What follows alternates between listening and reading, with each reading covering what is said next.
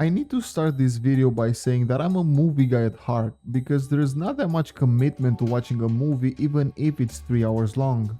I have an addictive personality, so if I start something, I force myself to finish it even if I don't enjoy it in particular. That's a big reason for me to stand clear of TV shows most of the time, especially if they have been already established for many seasons. I just see the amount of content I need to consume and I get overwhelmed just by thinking about it. That's why I will probably never watch One Piece. That's why I don't go back to watch popular sitcoms. I watch The Office and How I Met Your Mother. I'm good on that department. Nowadays, the only reasons I need to sit down and watch a show are because it just came out and because it's really popular. I need to come clean with something. I am really susceptible when it comes to trending media, especially TV shows. As I've mentioned, the time commitment is a big aspect for me, so before I dump a bunch of hours into something, I need a lot of people to hype that shit up as an encouraging factor. Moreover, I was a victim to the hype train in the past, and it turned out to be a blessing in disguise. There was a time where I was a proper hipster, and if something was too popular, I would stay away from it only because of that reason.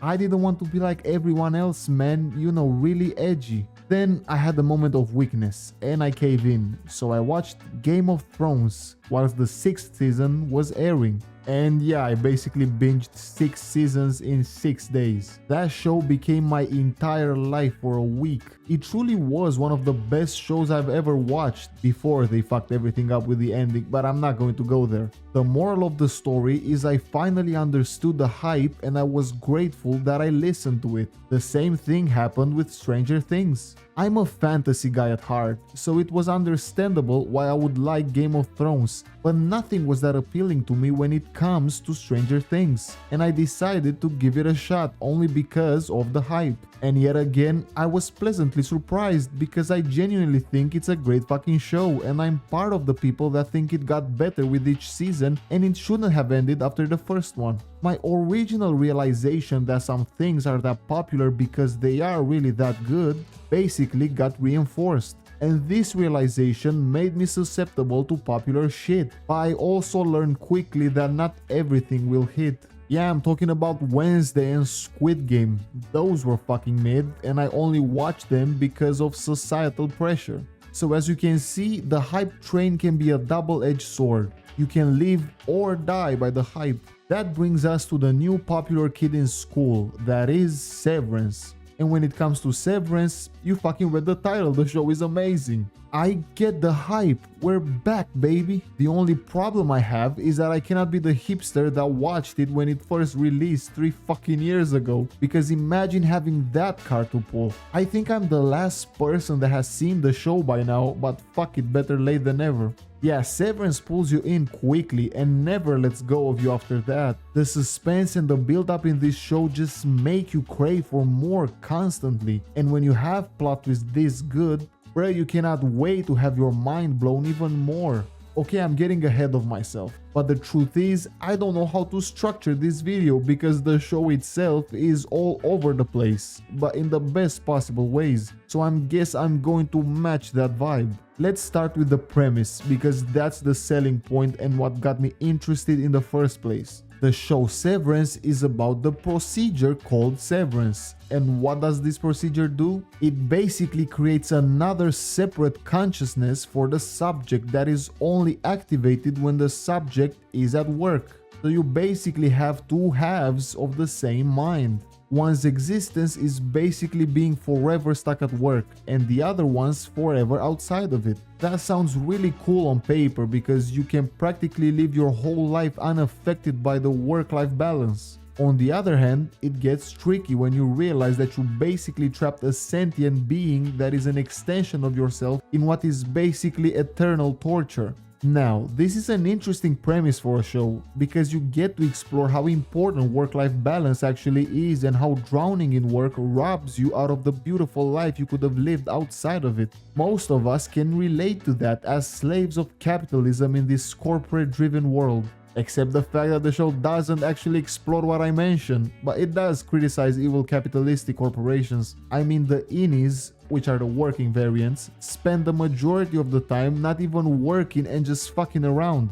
aspect which gets confusing if I try to think about it. They don't get fired for not working. One character goes to the most extreme lengths to get out, but she never just stops working. You would think that by not doing your job, the company would consider you a liability, but I guess not. Anyway, the show is really more complex than I expected, and it creates an overarching conspiracy that revolves around the main plot. The intrigue of the show isn't even centered around the innies exclusively, but around the outies as well. Hell, some outside plotlines are a lot more interesting than the ones inside, but the show ties everything up beautifully in order to make you care for both. You are never bored or frustrated when an episode ends on a cliffhanger and the next episode doesn't address what happened until much later. That is due to the brilliant pacing of the show. You constantly bounce back and forth from innie to outie, and as both overlapping plotlines advance, you anticipate the moment when they will eventually connect.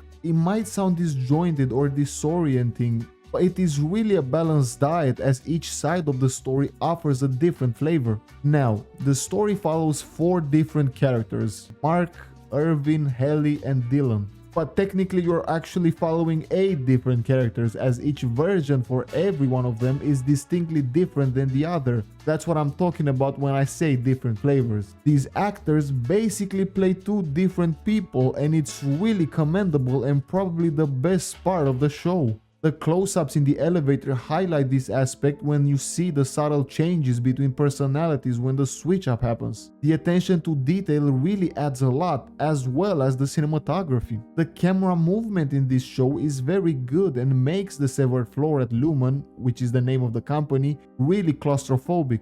Speaking of Lumen, the interior design is perfect to convey a constant feeling of uneasiness with bright lights and minimalist design. The horrifying concept being stuck at work forever is done justice by the production design, as Lumen truly feels like hell. But in Severance fashion, it is a light-hearted hell, contrasting the outside world in an ironic fashion. The Lumen part of the show truly elevates the comedic aspects, as the innies are basically treated like babies because they technically are, having been born at work, with dance parties and other dumb surprises treated as rewards for hitting the quota. On the other hand, the real world gets more of a dramatic aura because these characters have to deal with the hard aspects of reality such as grief or loneliness. And this dynamic is the main focus of the show, the drastic difference between the innies and the outies. When I started the show, I thought the main aspect that they will focus on is how the lack of transparency between versions will lead to the innies suffering in a perpetual state of being stuck at the job they might hate, while the outies have no idea about it.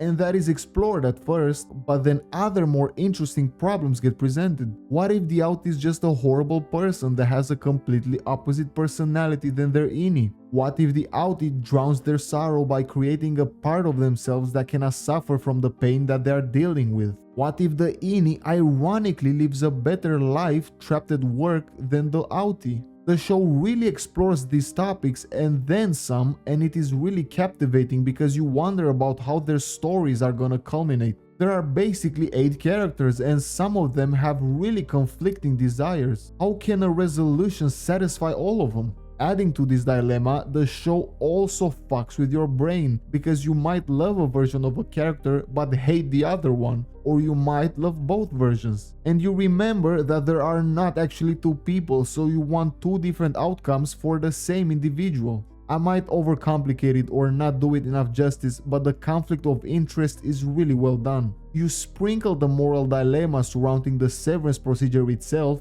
that has social, political, and even religious implications explored in the show, the main conspiracy of trying to destroy Lumen for good whilst also trying to keep existing, I guess, and the personal life-changing plot twist that I'm not going to spoil because it will blow your mind. You add all of these together and you have an overcrowded cake that might look like too much, but it is delicious and actually very well balanced. This sounds like a suspenseful fun time, and it is, but as I've mentioned, the best part of the show are the characters, which are that good because of the casting.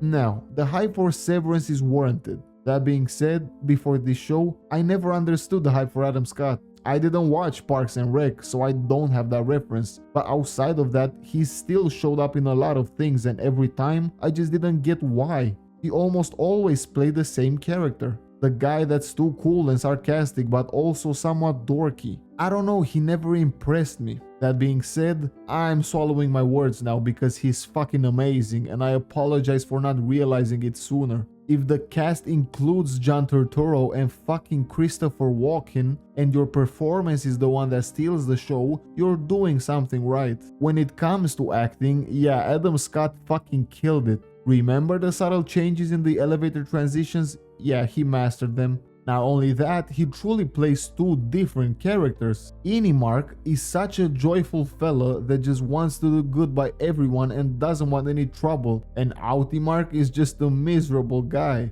Like, this guy goes from pure depression to being happy about clicking on numbers all day, every day. And it's really believable that these two are practically two different people despite sharing the same body, and that is thanks to Adam Scott. He's truly the heart of Severance, but my favorite character is Helly, and that is because I love and relate to her innie so much whilst despising her outie. I won't spoil why. She's a lovable character and a deplorable piece of shit at the same time, and I love the conflict of resolutions revolving around her because each one obviously wants different things, so you're hooked waiting to see how it pans out. You know who else falls under this category of duality? Mr. Milkshake himself. He's probably the most mysterious character out of them all because one second he's a friendly supervisor and the next one he's the devil himself and he's not even severed. He's just a creepy guy that you cannot trust because you don't understand his motives, but at the same time you cannot be less entertained when he's on screen because the acting is so over the top in the best ways. These characters are just the tip of the iceberg, but almost everyone is well written with their own interesting personal conflicts, and as the show cuts from one plotline to another, you don't care because you care about all of them. In the end, I tried hyping up Severance in case that there are some stragglers like me that haven't gotten around to watching it. If you're not into the premise, I still think the show has a lot of interesting stuff to offer in order to grab your attention. I didn't even mention the best parts because those are very big spoilers as they represent huge twists that drastically change the trajectory of the show. It's basically like Mr. Robot, as both shows have mind-blowing twists and the main antagonist is an evil corporation, but it's less hacking with this one. I cannot believe that the fucking guy who directed Tropic Thunder also directed a lot of this show. Every time you finish a banger of an episode, you see directed by Ben Stiller and you're like, how the fuck does he do it? At one point in season 2, I thought one episode is going to be a filler, but by the end, it became easily one of, if not the best. And yeah, it's directed by Zoolander. I am happy the hype train somehow reached this show because without it, I wouldn't have known about it, or hell, I probably wouldn't even have watched it. Maybe this video will bring 1 or 2 people more to the Severance party. If you just got here, or hell, if you've been here from the start, let me know in the comments what you think about the show. Is it truly worth the hype? For me, it surpassed any expectations, and my only fear is that I'm going to have to wait 3 years for the next season, like the poor bastards that watched it since the start. This show truly has the potential to be something special, and I cannot wait to see what's in store for the future. Until then, your presence has been priceless. Take care.